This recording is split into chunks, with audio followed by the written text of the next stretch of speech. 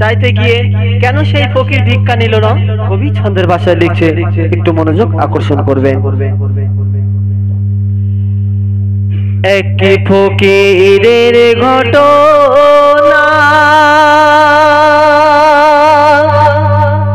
শোনাই আজ শোনো না। এক ফকিরের ঘটনা শোনাই আজ শোনো না। ভিক্ষা করতে এসে ফকির কেন ভিক্ষা নিল না? ফকিরের ঘটনা শোনাই আজ শোনো না। ভিক্ষা করতে এসে ফকির কেন ভিক্ষা নিল না? ফকিরের ঘটনা। তারপর শুনুন, সেই ফকির প্রতিদিন সকালবেলা ফজরের নামাজ পড়ার পরে সেই ফকির মানুষের দ্বারে দ্বারে গিয়ে ভিক্ষা করতো। আর তারপর কি ঘটনা ঘটছে বলছে শুনুন। সকাল হলে ঝোলা কাঁধে দ্বারে দ্বারে ঘোরে, আর কেউ পায় একটু চাল পয়সা আর মুখ নাড়া দেয় তারে। সকাল হলে ঝোলা কাঁধে দ্বারে দ্বারে ঘোরে, কেউ পায় একটু চাল পয়সা আবার মুখ নাড়া দেয় তারে।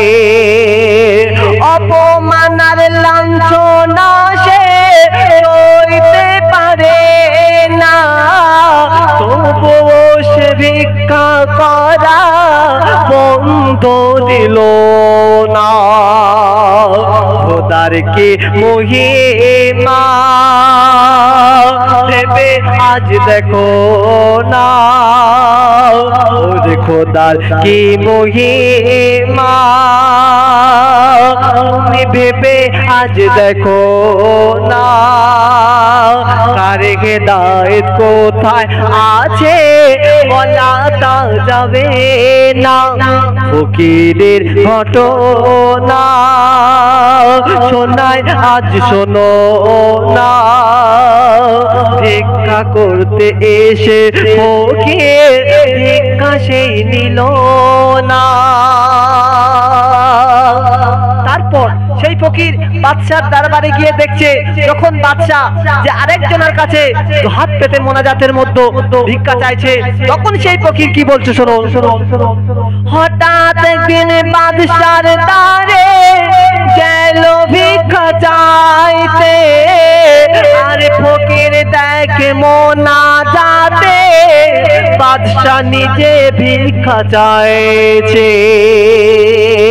হঠাৎ একদিন বাদশার দ্বারে গেল ভিক্ষা চাইতে, আর ফকির দেখে মোনাজাতে বাদশা নিজে ভিক্ষা চাইছে।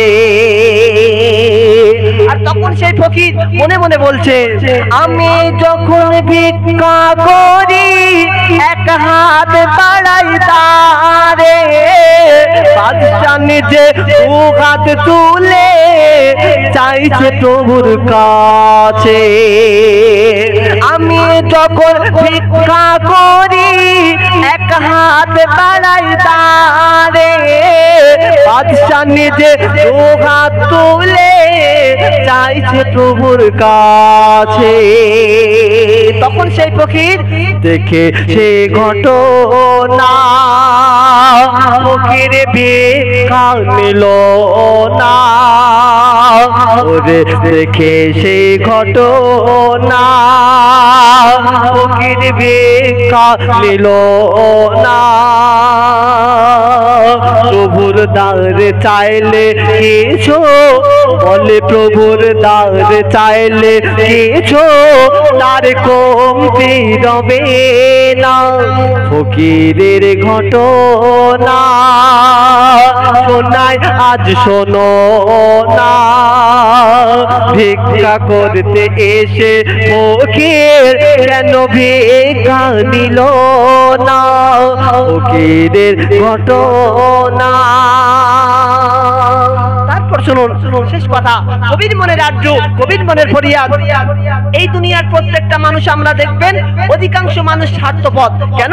আমরা যদি নিজেরাই নিজেদের কোনো একটা পদ পাই বা অন্য কোনো মানুষ যদি একটা কাজকর্ম করে তাকে কি করে বাদ দিয়ে আমরা উপরে উঠতে পারি, সেই রকম আমাদের মনোভাব। তাই কবি বলছে, এই দুনিয়ার বেশি মানুষ থাকে পরের আশায়, আর চামচাগিরি করলে জানি বড় লোক হওয়া যায়। ঠিক কিনা বলুন?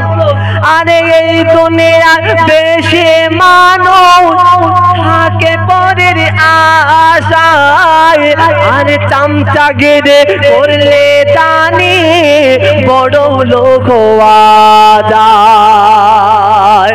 রিজিক দাতা ভাগ্য বিধাতা তুমি কি বোঝো না?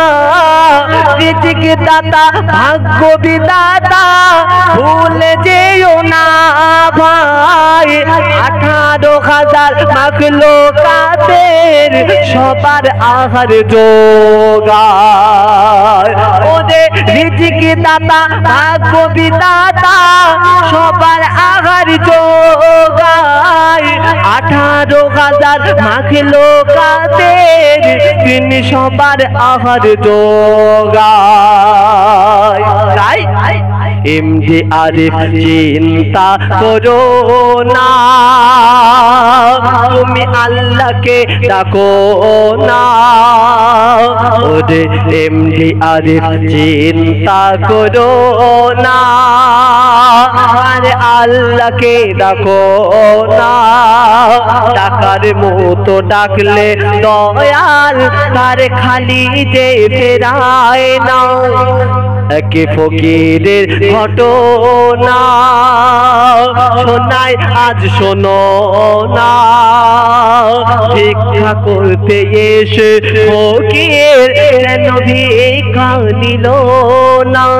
ফকিরের ঘটনা, ফকিরের ঘটনা।